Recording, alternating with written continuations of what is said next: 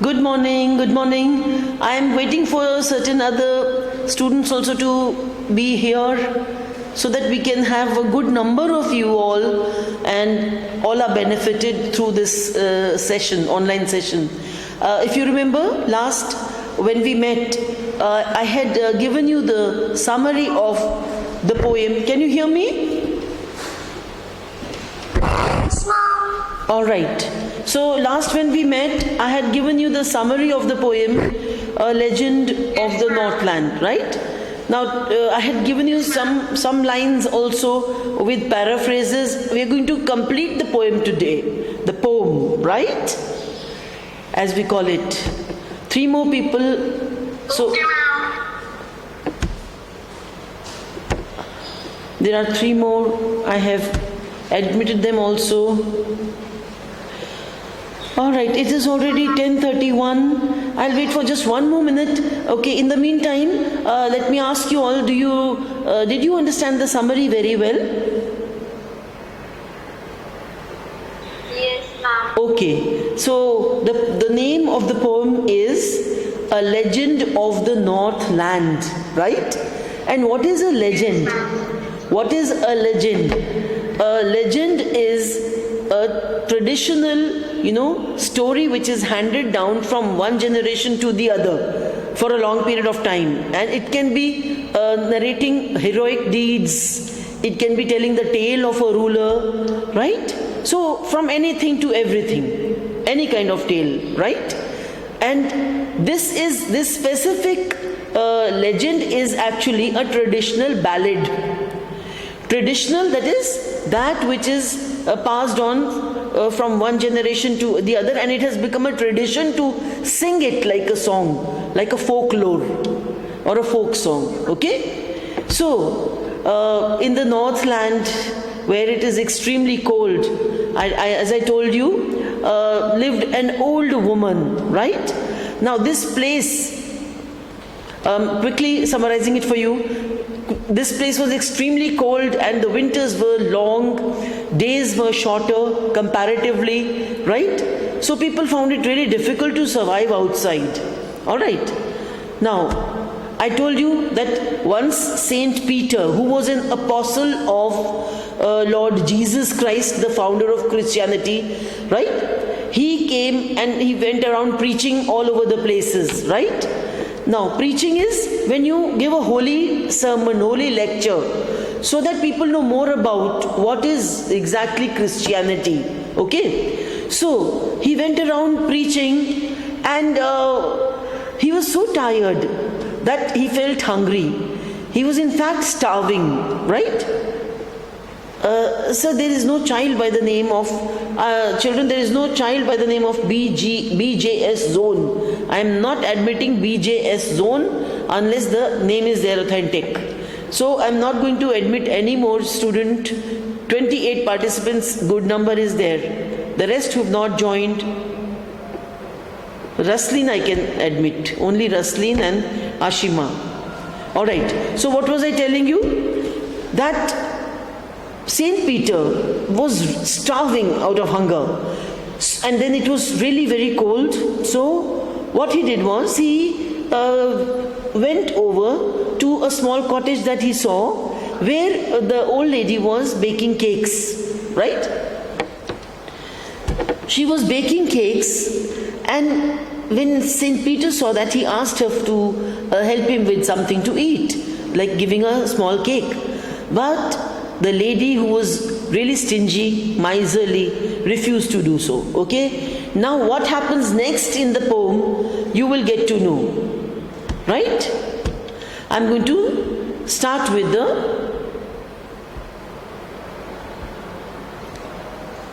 yes. So all of you listen very intently, right? To begin with, please understand the name of the poet should be pronounced very carefully and correctly. The pronunciation is Phoebe Carey, though the spelling goes like this, Phoebe, right? The spelling of the name is Phoebe, but it is pronounced as Phoebe okay, and you already know the surname, Carey, okay. So, as I have already explained to you the summary, a little introduction to the poem was also done. We are going to start with the paraphrases because, children, we have limited time in hand. And I want that you all should make use of the entire period in a way that, you are benefited really well. Reading of the poem can be done at home by you all, right? And that's the reason I'm trying to save out on time. You read by yourselves once. If you feel that you are not able to understand something, you can always get back to me. Is it clear? Hello?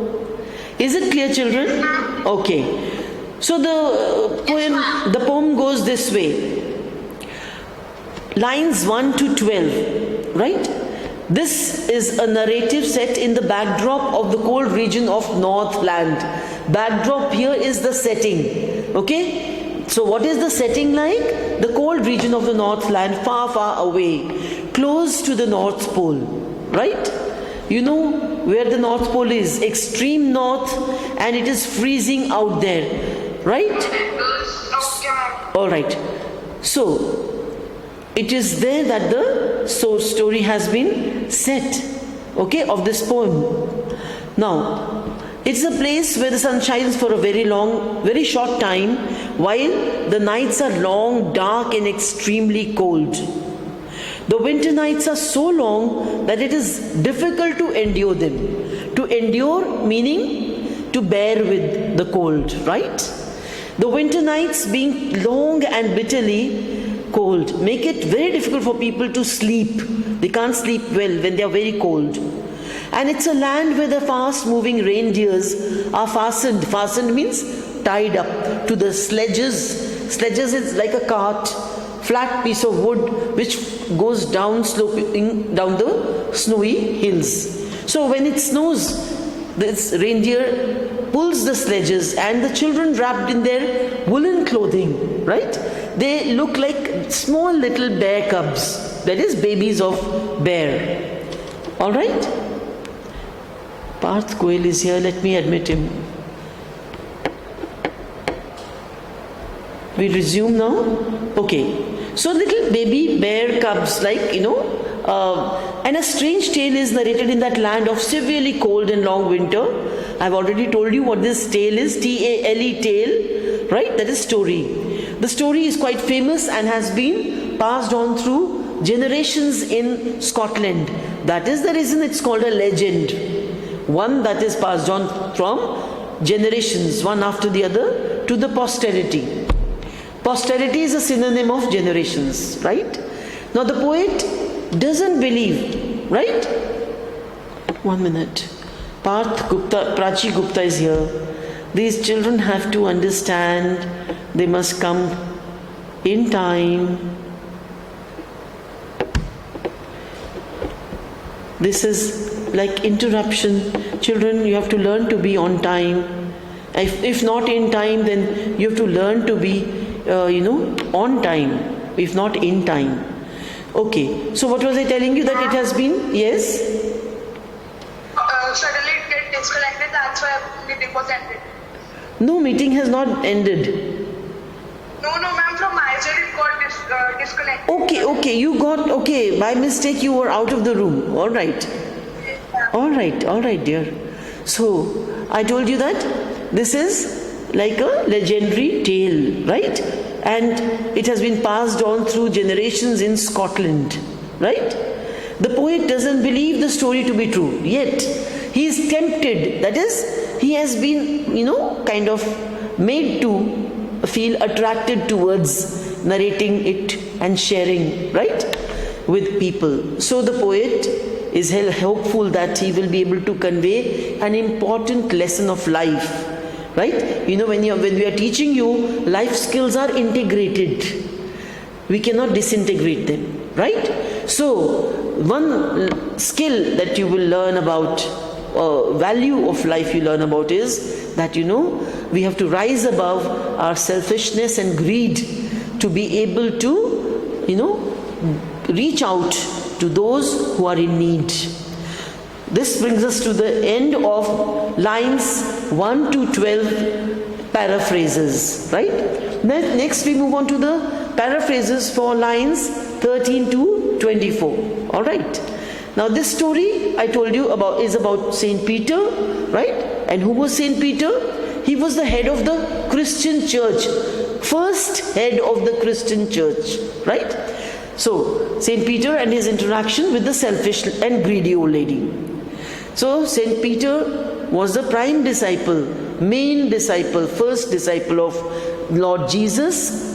The Christian church honors Saint Peter as the first head of the church. I've already told you. Once when he was on a usual round of his preaching, I already told you what is preaching. We give holy sermon, holy lecture, so that people know more about Christianity, and it sends a message of peace and love to all. So he felt extremely hungry.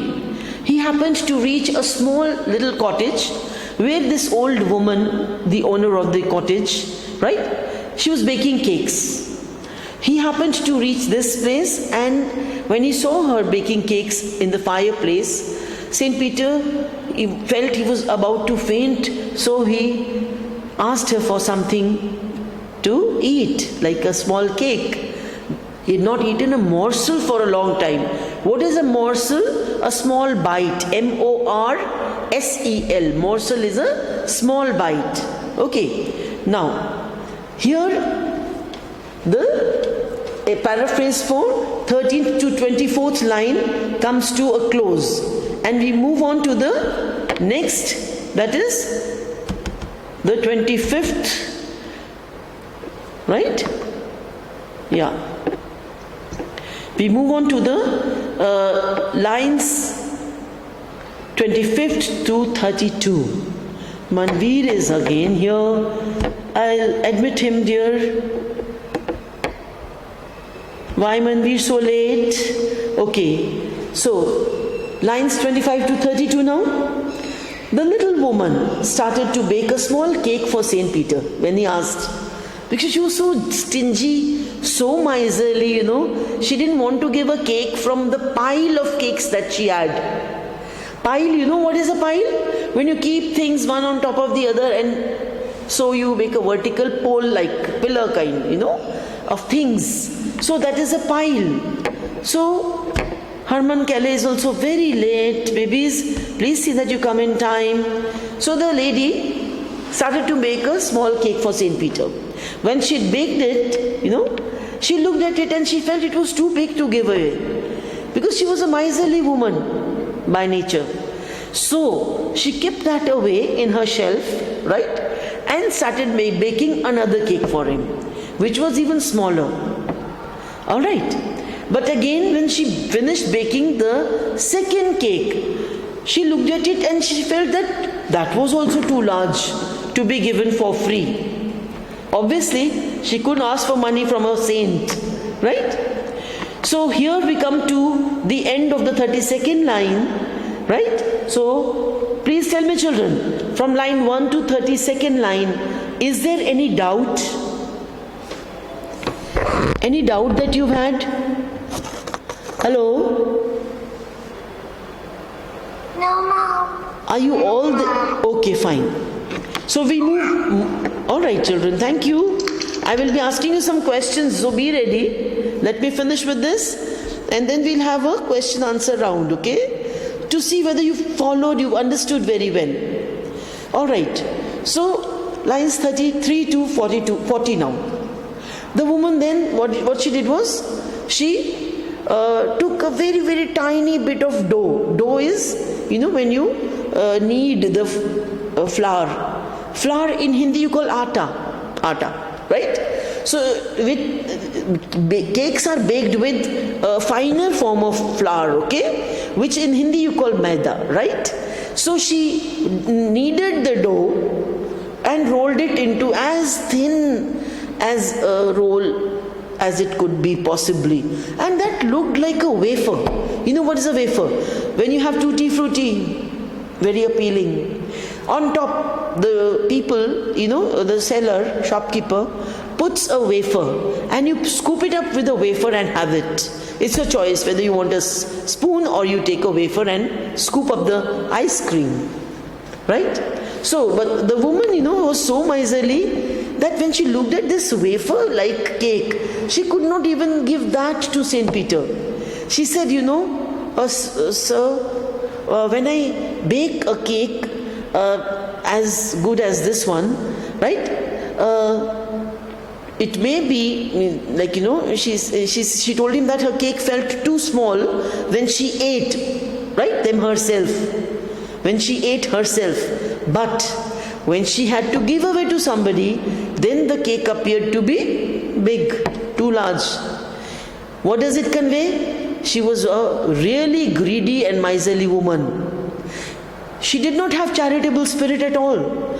Saying this, she placed even that wafer on the shelf because she was a selfish, self-centered, greedy woman, right? Who didn't want to give even a morsel of food to anybody, right? Now, with this we come to the end of the 40th line, all right? And we move on to lines 41 to 52, right? Now, her uncharitable spirit and her greedy behavior infuriated Saint Peter. Infuriated, that is, it provoked him into getting angry. So, To make somebody angry. yes, to make someone angry is provoke. And synonym of provoke, right, is to infuriate a person, right? So Saint Peter was infuriated as he was famished. Famished is when you're dying of hunger, starving. So he felt he was about to faint. And being a saintly man, he was actually a very compassionate and charitable person, but her selfish attitude really provoked him.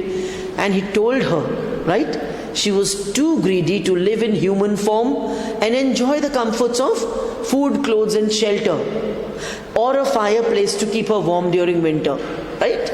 So he cursed her, right? What did he curse her? I mean, how did he curse her? What is a curse? Opposite of blessing is a curse. If she had given him a small cake, he would have blessed her.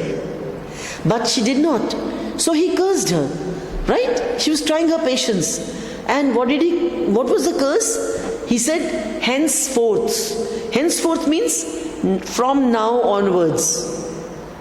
Right? So henceforth, she would build her nest like the birds and would have to work extremely hard for food, but even then she would get only a tiny morsel to eat.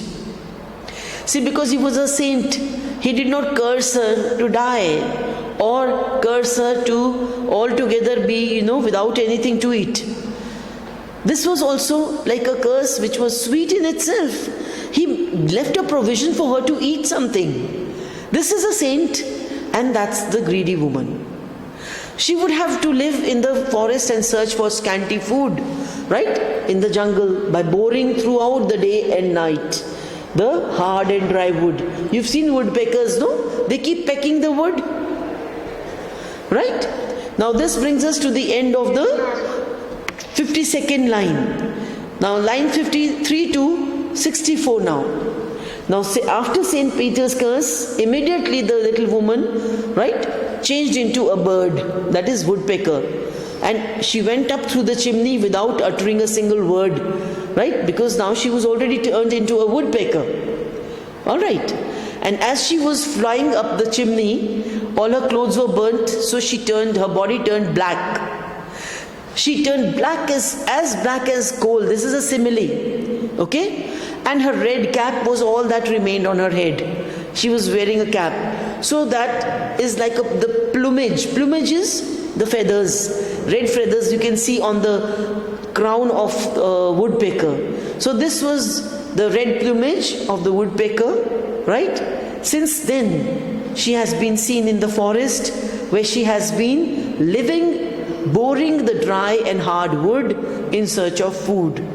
So children, what we understand is, if we do not show charitable spirit, if we do not do good to others, the good will not come back to us.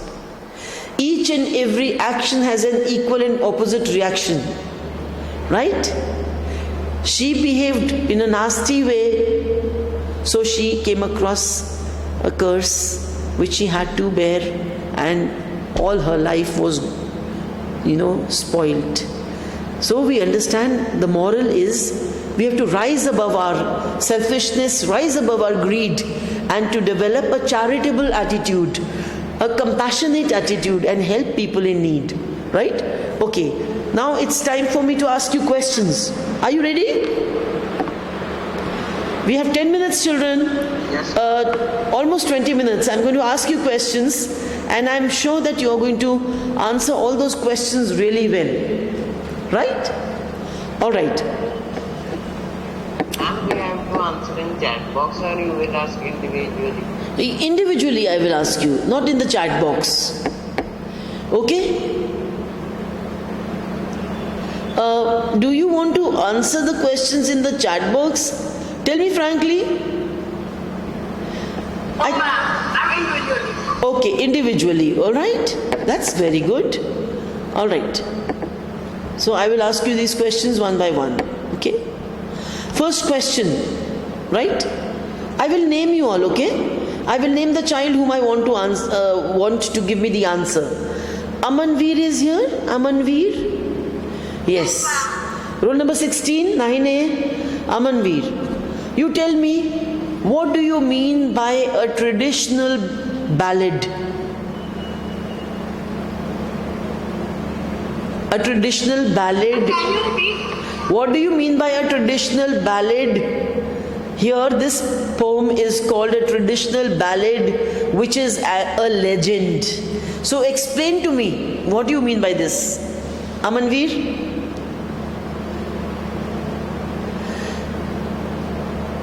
Anybody else? Aman, are you trying to recall it? I told you what is a ballad, no? Ballad. We. Yes, ma'am, I'm trying to recall. Okay, fine. All right. Ma'am, traditional ballad is some stories. Okay. Narratives, narrative and folk songs. Folk song, that's the answer.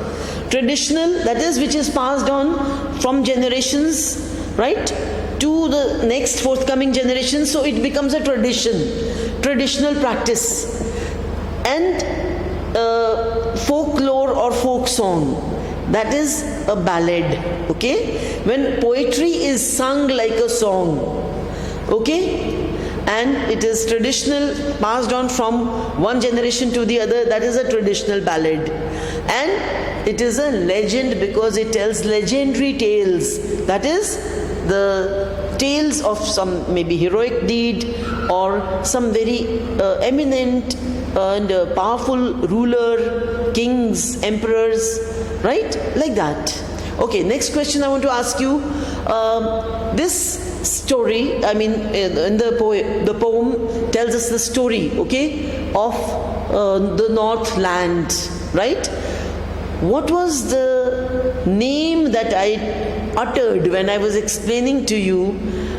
It was in Dash place, in a place called Dash, the Highlands of.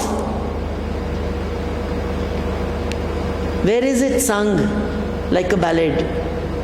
Okay, I'll change the language of my question a little. Okay, so let me ask you, what kind of a place? Describe the place. What kind of a place is it? Is it extremely warm? The days are too long, nights are shorter, or is it that the days are shorter, extremely warm, nights are longer? Yes. Who's this? Yes, child, speak. Yes, ma'am. Ma'am, like the area is near the south. Give me your name.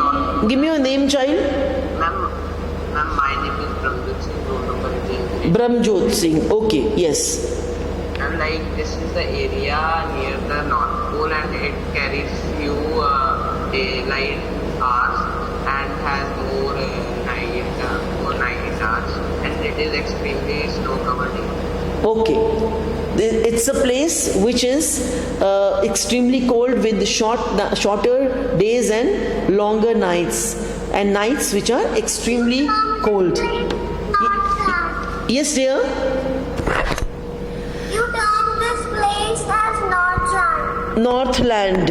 I want, yes, and I named another place, that is, it has been passed on from one generation to the other in Scotland. Which is the place where it is passed on from one generation to the other? Remember the name? Scotland. Okay? Alright, the next question is, who was preaching? Who was preaching at one time and going here and there, far and wide, such that he started to feel hungry? His name, I told you? Mom, may I answer? Yes, please, Pia or Kashish. Saint Peter. Okay, yes, dear, tell me. Ma'am, his name was Saint Peter. Very good. Saint Peter. So, we clap for all the children who have answered so far. Very good, very good. Alright, so what happened to Saint Peter once he had preached here and there, everywhere? What happened to him? Yes, exactly. He felt extremely hungry. Very good, very good. Okay, I'm going to scroll down and see who all are there, and I will ask you to answer my question. Manveer, will you answer the next question? One has been answered just now. I mean, the fourth question has been answered. Okay, so you know it now once again that Saint Peter was really hungry after he had finished preaching. All right. So what did he do when he was feeling extremely hungry and starving? Manveer, what did he do?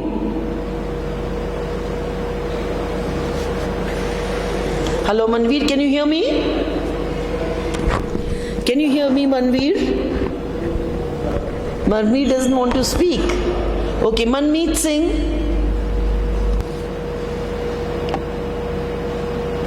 Kulveer. Okay. I'll ask you the next question. Okay. You want me to repeat the question? Yes, yes. You've already written the answer in the chat here, right? It is exactly, absolutely right. He was almost fainting and and he asked a lady to give him a piece of cake or a cake that could satisfy his hunger. You never say end your hunger, okay? You satisfy your hunger on eating, alright? So good. Let me tell you who has given this answer to me. This has been given by Praveer. Praveer says he asked the lady to give him a piece of cake or a cake so that he could satisfy his hunger. Okay, Praveer, understood. Next question. Okay, did the lady give him a cake? Latika, did the lady give him a cake? Yes or no? Muskan?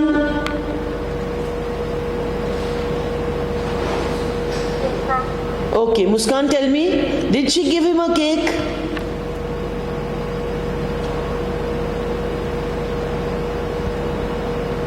Yes or no? Okay. Did the lady give a cake to Saint Peter? Yes or no? Rasleen, tell me. Did she give him a cake? Can you? I'm giving the answer in the chat box. You're giving answers in the chat box? Okay, fine. Alright, I'll see the answer here. Rasleen has given me the answer. No, the lady did not give him a cake. Please understand, did not is always followed by the first form of the verb. Okay, children? Okay, by chance you happen to write did not give. It should be did not give. Whenever we use the past form of do, that is did, followed by not or not followed by not, we always use the first form of the verb which follows next. Did not give him. Understood? Alright. Now, next question is, what did she do when she baked a cake twice, what did she do?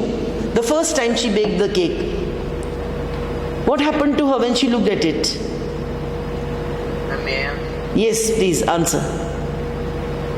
ma'am, when the first time she like got out the dough, she like took some part of dough back, and then she was being so mean and skinny that she was not able to bake a small cake.